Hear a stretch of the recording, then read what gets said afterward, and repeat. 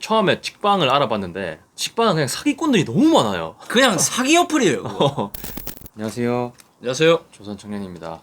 오늘은 저희가 저번에 커뮤니티에 글을 한번 올렸었는데 혹시 보고 싶은 컨텐츠가 있으면 남겨달라고 한 분께서 사무실이나 이제 집, 뭐 원룸 같은데 스튜디오 구하는 좀 꿀팁 같은 방법을 알려달라고 하셔서 영상을 찍게 되었고요. 저희도 요새 사무실을 굉장히 많이 보러 다녔잖아요. 네, 그렇죠. 좀 마음이 너무 앞섰던 것 같아요. 전제 조건이 만약에 여러분께서 이제 새롭게 시작하는 거면 상관이 없는데 여러분들이 지금 있는 데를 정리를 하고 가야 되는 상황이라면은 정리부터 먼저 하시는 거를 추천드립니다. 왜냐면 이게 저희도 이제 사무실을 바꿔야겠다 맞아. 마음을 먹고 나서는 괜히 들떠가지고 이제 막 알아보러 다녔습니다. 여기 가볼까? 저기 가볼까? 이러면서 부동산을 한 100군데 넘게 돌아다녔는데 결국에 얻은 게 아무것도 없어요.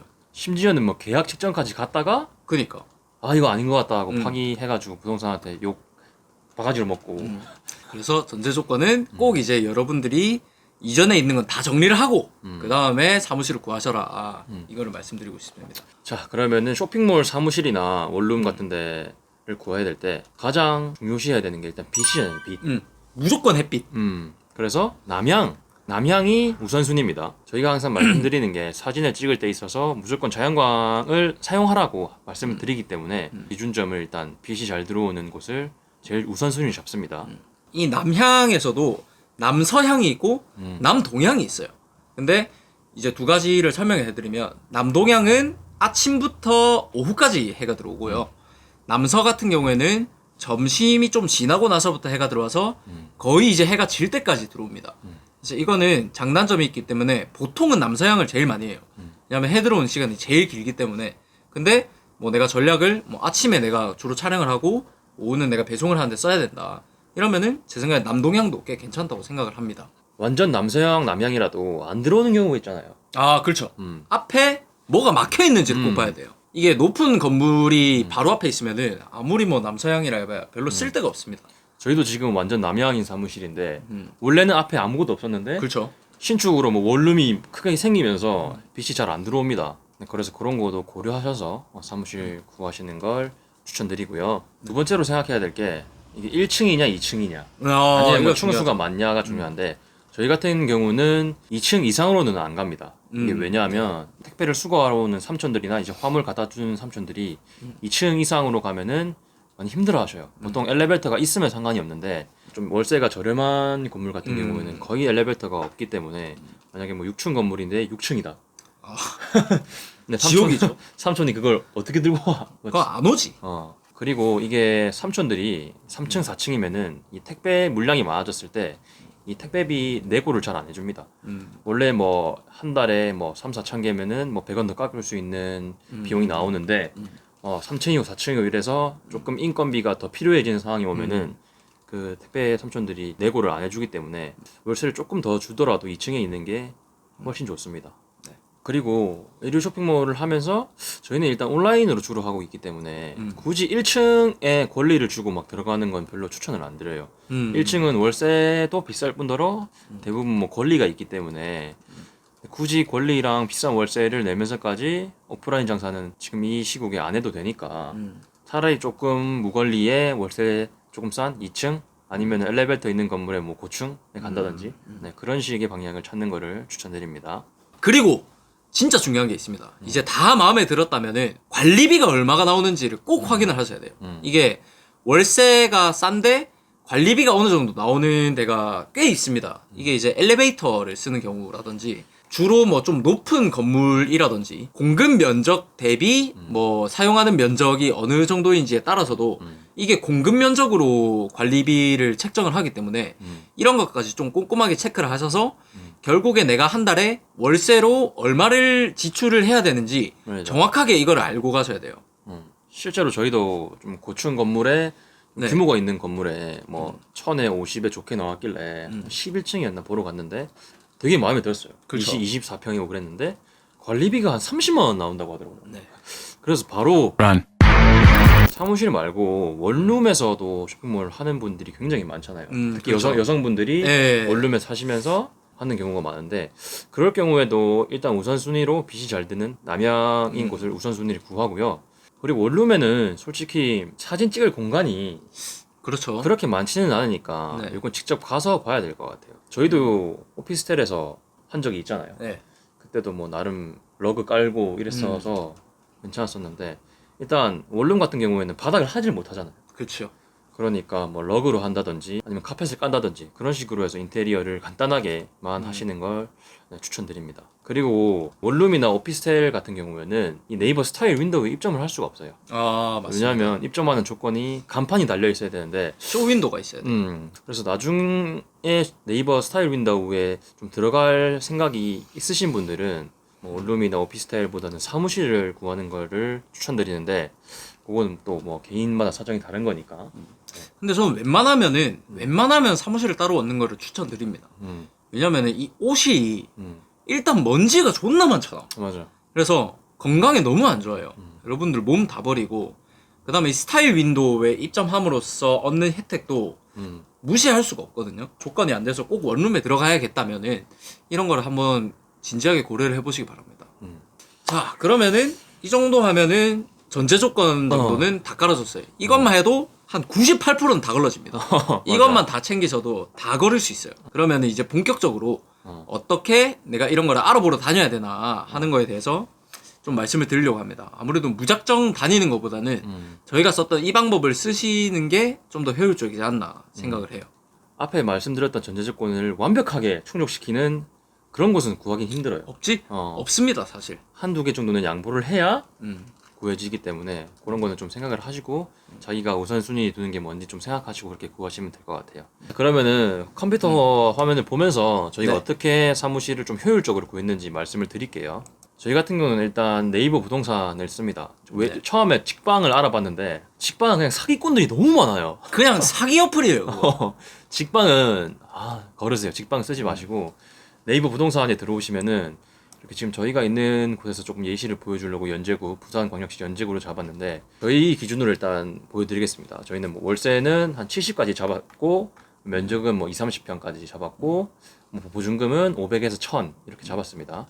그렇게 봤을 때 이렇게 뭐 나오는데 이런 걸 다 보는 거예요. 클릭을 하면서.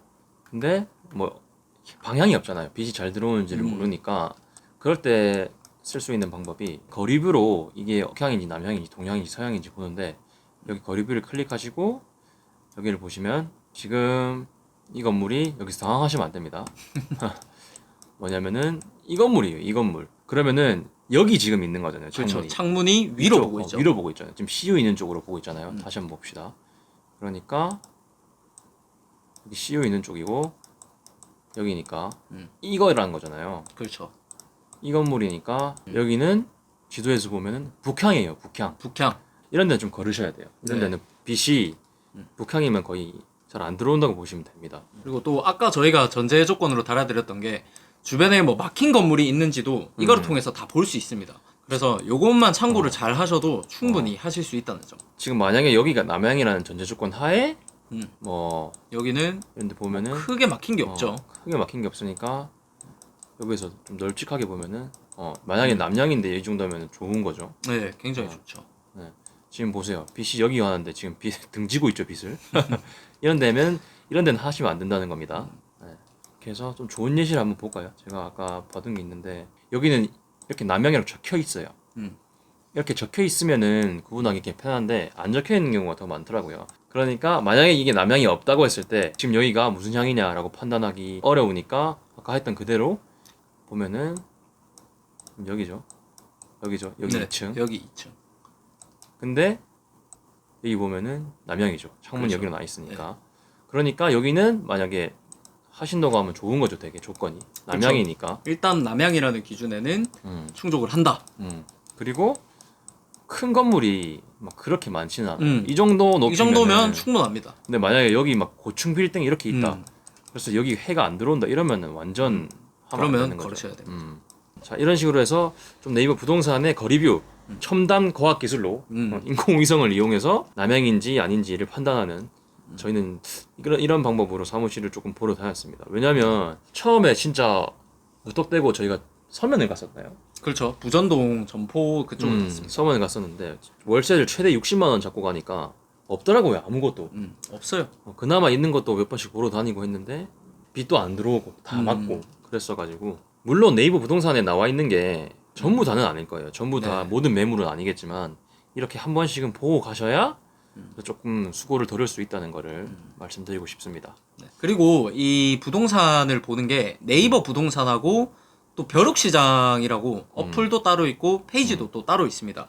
그것도 참고를 하시는데 저희가 실제로 다녀본 결과는 일단 부동산에 직접 가시는 게 제일 낫습니다. 그래도 이런 필터를 한번 걸치시고 가시면은 훨씬 더 이제 용이하다는 점. 자, 그러면 이 정도 했으면 대충 어떻게 사무실이나 원룸을 알아보는지에 대해서는 조금 말씀을 드린 것 같고 이제는 저희가 예전부터 말씀드렸던 그 최소한의 인테리어에 대해서 한번 얘기해 볼까 하는데 아, 네네.